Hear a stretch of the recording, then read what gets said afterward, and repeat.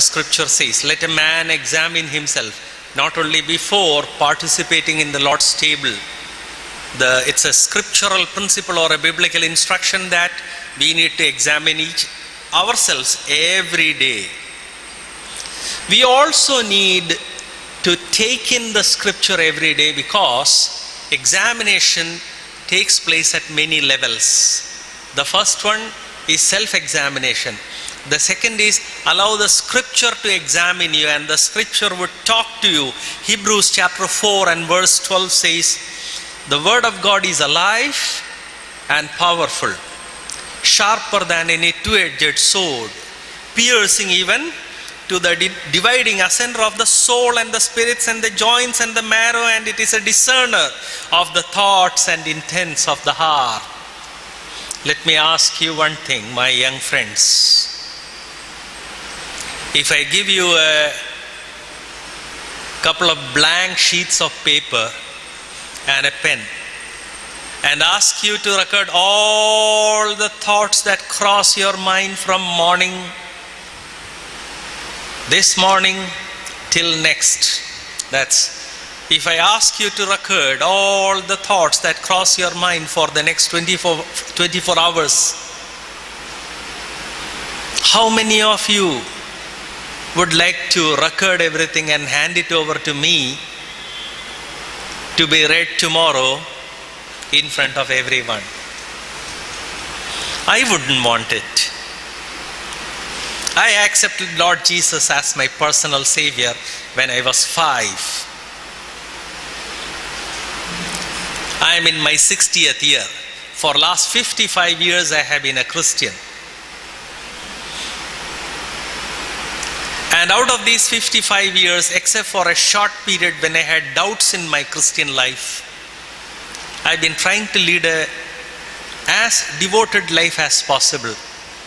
In spite of that, I wouldn't want my thoughts to be recorded on a piece of paper or on pieces of paper and be paraded in public. Why? Because man by nature is a sinner. In spite of his salvation, he is a sinner, she is a sinner. And the sin nature that is inside us keeps on motivating us to think wrong thoughts, speak wrong words, get involved in wrong actions. That's why the scripture needs to be an essential part of our daily life, because as we read the scriptures, not only do we examine ourselves in the light of the scriptures, but the scripture also examines you. It pierces deep. See, the word is not cuts. There is a difference between cutting and piercing. Piercing means going deep. Cutting can be something that's very superficial. If any one of you, yes, there are some here, but any one of you young people, if you have started shaving, you know that in spite of a lot of care, you occasionally end up cutting your skin. But nobody stops shaving just because of that. But if the razor pierces into your cheek each time you try to shave, I tell you, you would say goodbye to the razor forever.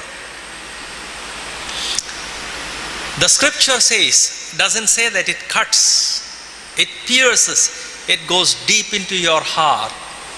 It examines your attitude, it examines your motives. That is what the scripture says when it says all scripture is inspired by God and it is profitable for doctrine, reproof, correction. How is it possible for piercing to be profitable? Piercing is not profitable in normal life.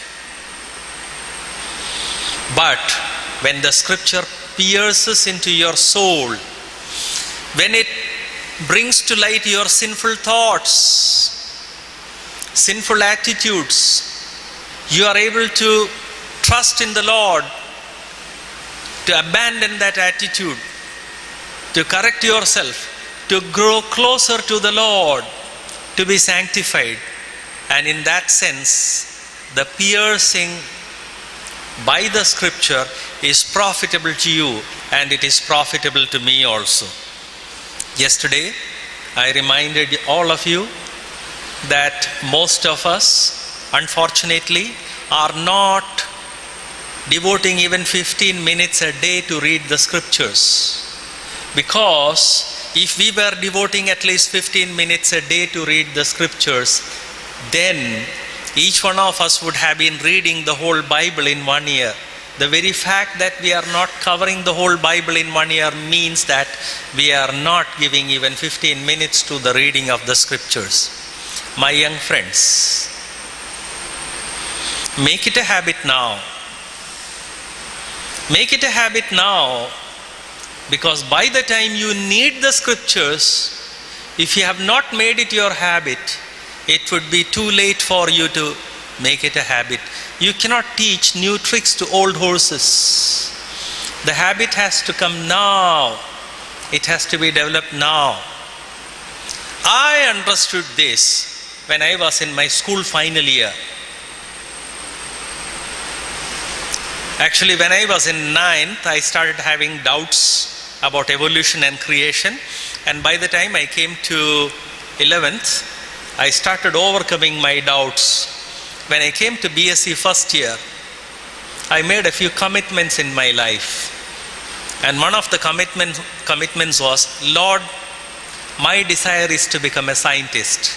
But if you call me for full-time ministry, I'll leave my job and I'll go into full-time ministry. 14 years after I made that commitment, I resigned from my job and came into full-time ministry.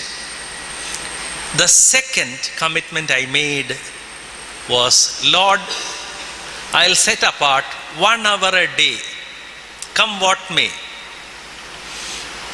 But an hour a day I'll spend in reading and studying the scriptures.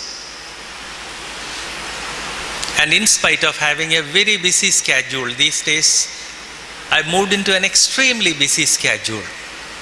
In spite of that, most of the days I am able to spend an hour in studying the Bible. It would be a mix. I'll read the Bible, I'll listen to Bible studies, or I'll watch Bible study videos, or I'll read a Bible study. Not ordinary book, but Bible exposition. And I want to tell you, my friends, I've never regretted that decision. I was born in a generation where possessing a Bible was a luxury. I received my first Bible when I crossed 16.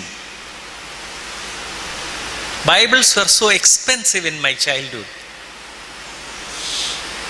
Usually there was only one Bible per family. Today, you can have any number of Bibles. Multimedia or mass media has made it possible for young people to have Bible with them all 24 hours. High quality audio Bible, English Bible is available, which you can load onto your mobiles. Your mobile phones have anywhere from 2 to 16 or more megabytes. Only a tiny portion of that is needed for loading the entire audio Bible, the entire Bible in audio format to it. Do it. Don't know from where to download? Get in touch with me. I have it on my site. Load it onto your mobile. And when you are sitting free, when you are idling, and when random thoughts are disturbing you, turn it on, listen to it.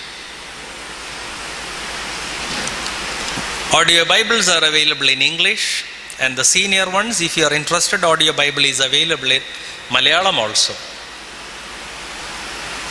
Not only audio Bibles, if you use any modern electronic communication gadget, such as the tablet, Bible is available, audio Bible is available as text, and a lot of study tools are available. So you live in a generation where You have all facilities.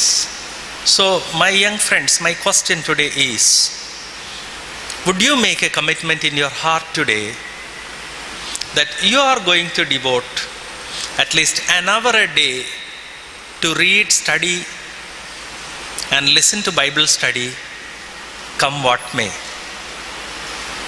I never regretted that decision. I made that decision in 1971.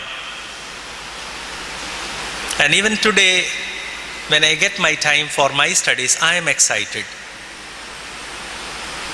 I read online. Most of the time I read it online.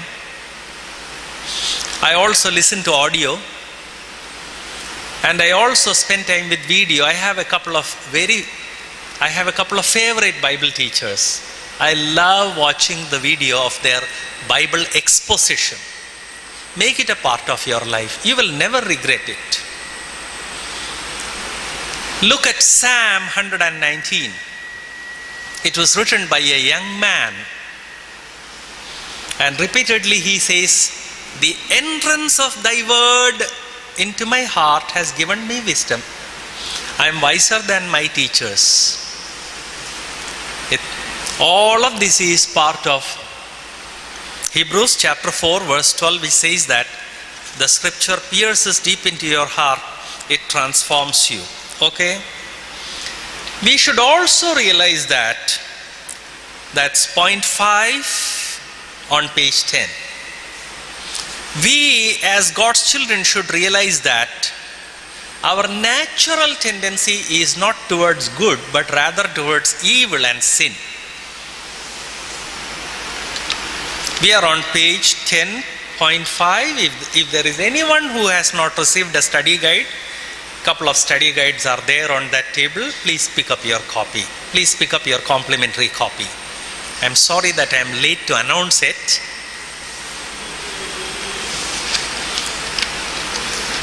If you are a Sunday school teacher,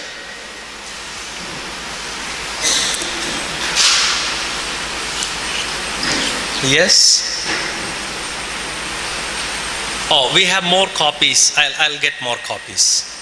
If you are a Sunday school or Bible teacher and if you would like to have an extra copy, we would